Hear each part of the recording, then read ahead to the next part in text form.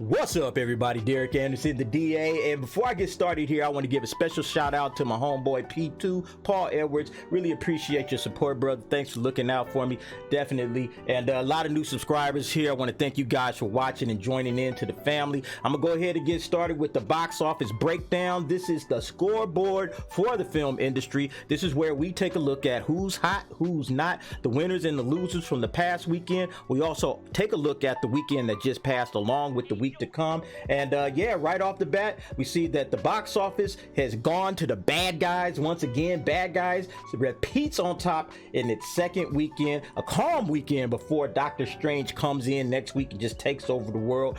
So yeah, we're gonna go ahead and get into this. By the way, before we get started, if you do like these videos, help me out, hit like on that little like button down there. That helps this video kind of make its way around the internet. And if you haven't done so already, go ahead and subscribe. That way you can get updated when all of my videos drop. All right, let's go ahead and get started. We got the box office breakdown, Box Office Pro, where the movie fans go. Weekend box office, the Bad Guys repeats on top on the calm weekend before Doctor Strange sequel opens. All right, so yeah, we talked about this last week that, you know, Doctor Strange was just going to come in next week and just kind of wipe the floor with the film industry. Everybody's going to see that movie. So before that happens, you know, everybody kind of got out of the way. There were no big releases. The only like wide release that came out this weekend was this little Liam Neeson movie, Memory. Didn't do too well in the box office. I think it came in at 8. So all the other previous movies, you know, kind of had their last little run before Doctor Strange comes in kicking down the door on everybody. All right, so let's go. First, from bad to first, I should say. Headed in last weekend, Universal's animated Bad Guys was projected to come somewhere around third place with about 15 million. Instead, it did about 24 million. Hey, it blew away the competition because it's a family film, and we talked about that too, how the family films are kind of making their way back.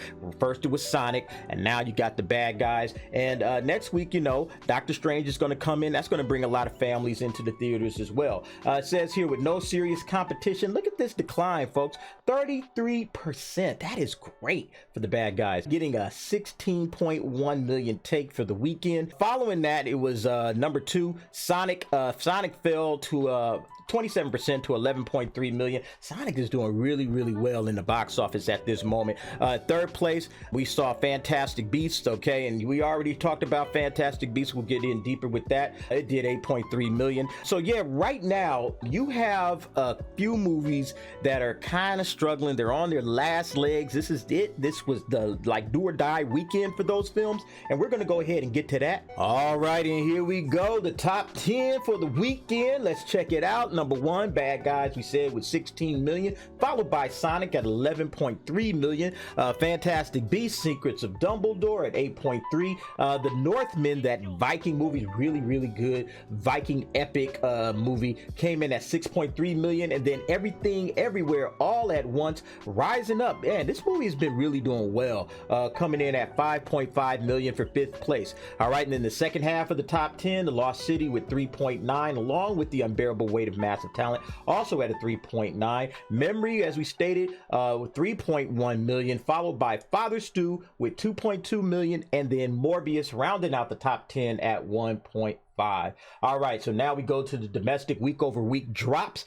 So the Bad Guys, like we saw, only had a 33% drop. Really solid drop for the Bad Guys. Sonic, also a very small drop with 27%, and it's now sitting at $323 million. We're going to get to more on Sonic in just a second.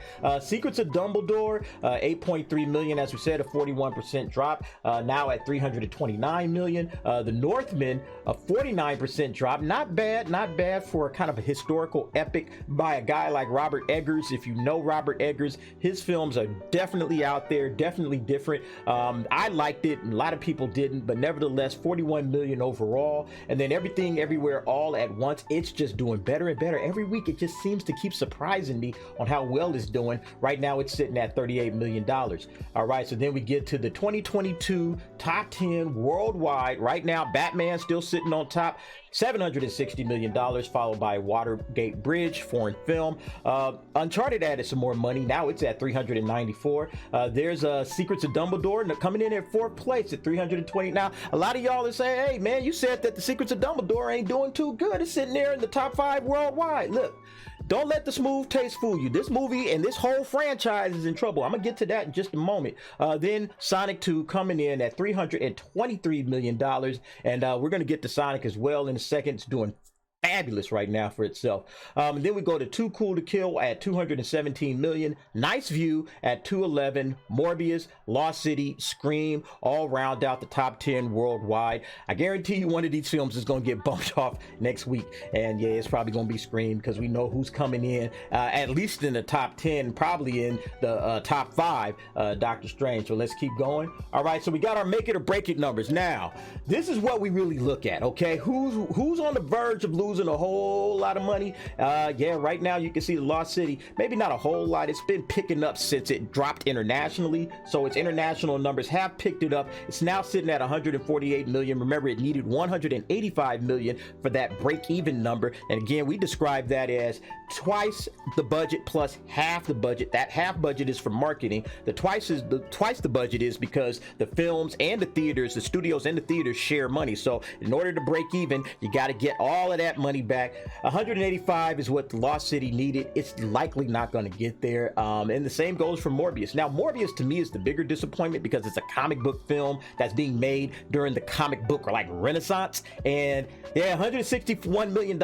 Not too good. Not too good. I just did a video on that a little bit ago talking about how this Spider-Man universe is going to definitely have to have some hands-off approaches from the studio. And you could go ahead and check that out. I'll link that right above. And then we got Ambulance. Ambulance is just one of those films, you know. It's like, hey, this film, $40 million, had nothing to do, only needed to get $100 million and it couldn't do it, sitting at $50 million, and it's probably on its way to VOD pretty soon, or streaming. Unfortunately, people are just not feeling Michael Bay anymore, and because of that, yeah, they're gonna stand to lose somewhere in the neighborhood of $50 million before it's all said and done, I believe.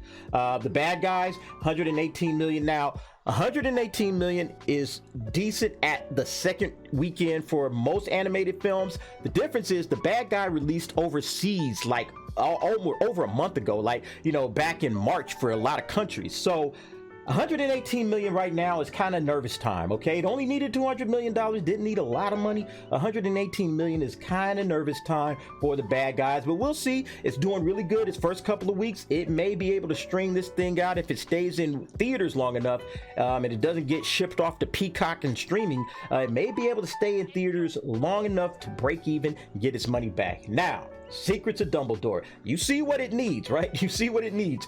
500 million, okay? And right now it's sitting at 329 million.